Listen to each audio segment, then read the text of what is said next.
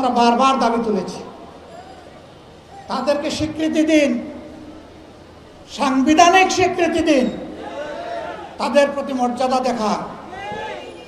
কিন্তু না, আমাদের ইন্টারিম সরকার তা দেখাতে ব্যর্থ হয়েছে বলেই আজকে তারা সংসদের দক্ষিণ প্লাজায় অবস্থান নিয়েছিল।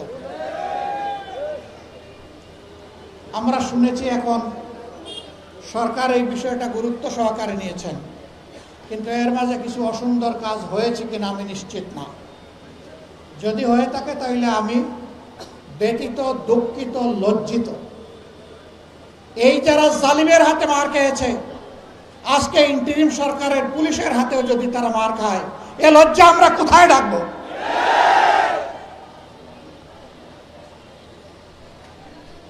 আমরা সরকারকে বলবো, দয়া করে নিজেদের দায়িত্বের প্রতি আপনারা সুবিচার করুন। আমরা আর তাদেরকে রাস্তায় দেখতে চাই না। আরো অনেকে দাবি দাওয়া নিয়ে নেমেছেন। অনেকের দাবি দেওয়ার জুলাই যোদ্ধাদের দাবি দেওয়া এক না। এটাকে ভিন্ন মর্যাদার চোখে অবশ্যই দেখতে হবে।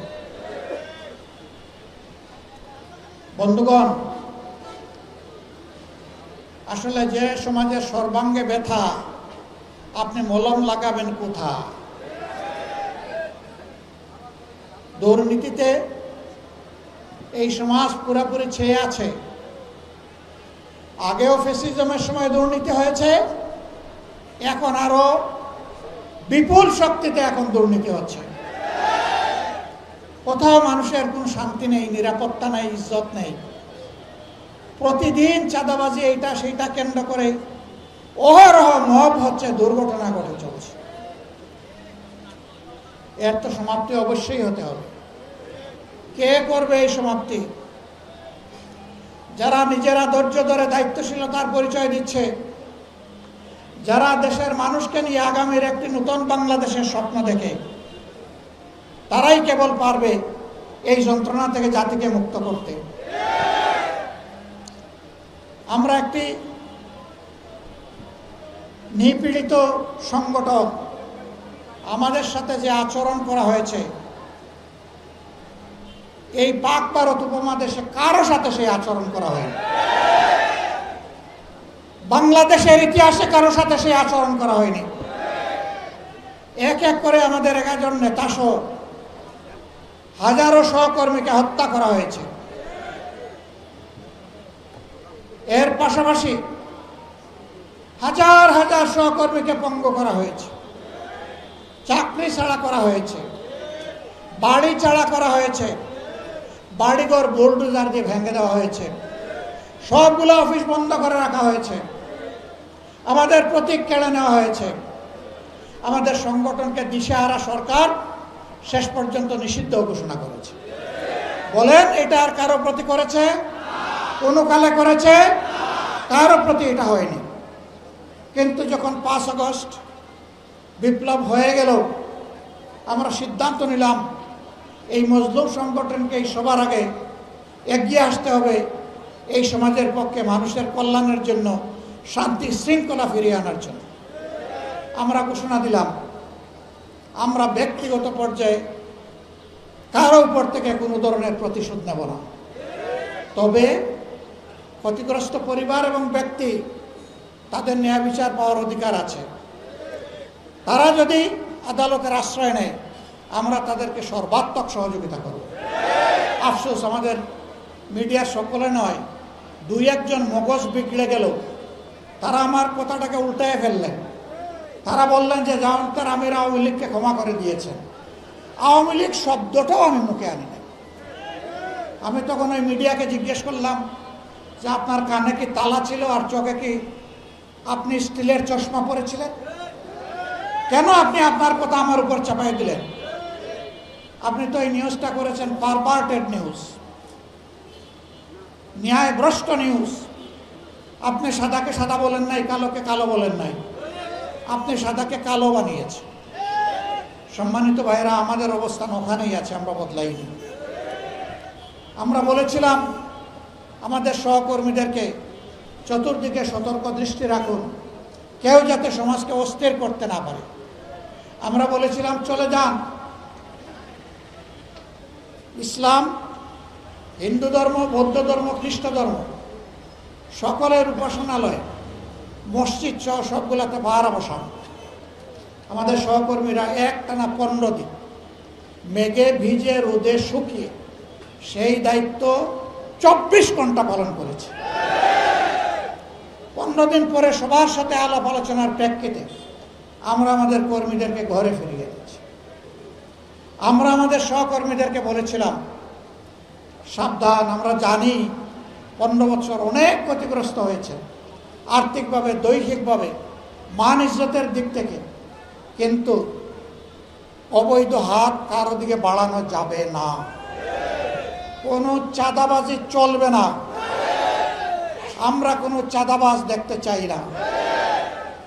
আমরা অফিসে যারা দায় দায়িত্ব পালন করছেন তারা এই নতুন বাংলাদেশে ঘুষ খাবেন, এটা আমরা দেখতে চাই না। হ্যাঁ, আমরা চেষ্টা করেছি আমাদের সহকর্মীদেরকে নিয়ন্ত্রণ করতে। এর মাঝে কেউ ব্যতিক্রম করলে ছাড় দেই নাই, 2-1টা ব্যতিক্রম হয়েছে, কঠোরভাবে তাদেরকে ধরা হয়েছে, ব্যবস্থা নেওয়া হয়েছে। কিন্তু আলহামদুলিল্লাহ বাংলাদেশের আপামর জনতা সাক্ষী যে আজ বাংলাদেশ জামাতে ইসলামী চাঁদাবাজ দল হিসাবে কুপরিচিতি লাভ করে না, বরঞ্চ নিরীহ জনগণের পাশে, ব্যবসায়ীদের পাশে দাঁড়াতে গিয়ে, ফুটপাতের আমার ক্ষুদ্র হকার ব্যবসায়ী ভাইদের পাশে দাঁড়াতে গিয়ে বহু জায়গায় আমাদের মানুষ সন্ত্রাসীদের হাতে, চাঁদাবাজদের হাতে আহত হয়েছে। হ্যাঁ, এটি নিয়ন্ত্রণ করার দায়িত্ব সরকারের।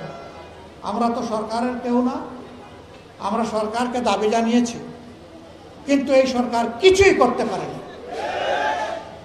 আমরা কথা দিয়েছি দেশবাসীকে, আপনাদের ভালোবাসা এবং সমর্থনে আল্লাহ রাব্বুল আলামিন যদি আমাদেরকে এই দেশবাসীর খেদমতের দায়িত্ব দেন, সরকার গঠনের সুযোগ দেন, আমরা নিজেরা চাঁদা তুলব না, নিরীহ জনগণের কাছ থেকে জুলুম করে এবং কাউকে চাঁদাবাজি করতে দেব না।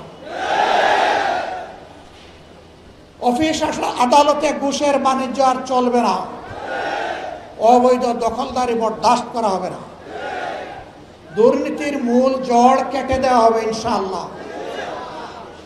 আমরা একটা দুর্নীতিমুক্ত বাংলাদেশ দেখতে চাই। জাতি, ধর্ম, দল, মত নির্বিশেষে 18 কোটি মানুষের প্রত্যেকটা নারী পুরুষ রাষ্ট্রীয় সংবিধান স্বীকৃত তার সকল অধিকার সমানভাবে ভোগ করবে ইনশাআল্লাহ। আমরা সকলের জন্য ন্যায় বিচার কায়েম করব, বিচারে কারো প্রতি কোনো সামান্য তারতম্য করা হবে না। আমাদের শ্রমিক ভাই বোনদেরকে নিজেদের ন্যায্য দাবি আদায়ে রাস্তায় নেমে আর জীবন দিতে হবে না।